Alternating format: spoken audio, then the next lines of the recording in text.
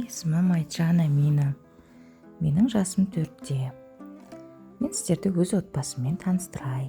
Атам, әжем, әкем, анам және ағам Санжар бар. Мен өз отбасымды қатты жақсы көремін.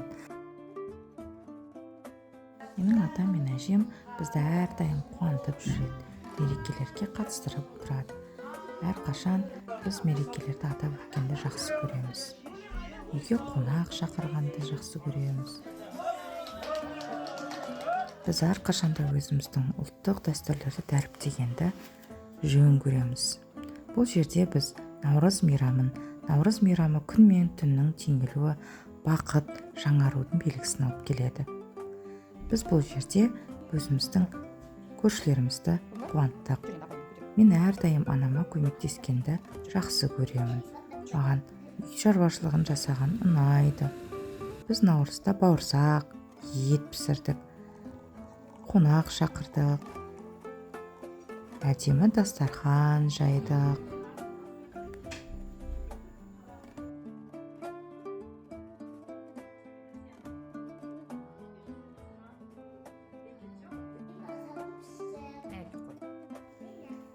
Біз үйде әрдайым әкем мен анама көмектесіп жүреміз. Үй шаруашылығында ағам да көмектеседі. Ал далада менің әкем шаруа істеп жүргенде біз сол әкеме көмектесеміз.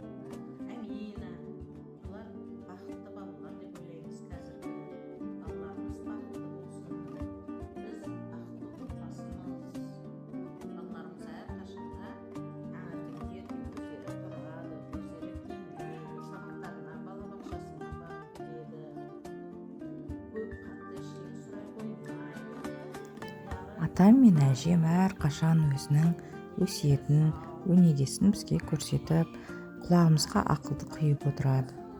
Қарты бар үйдің қазынасы бар, отбасымызды бағалайды.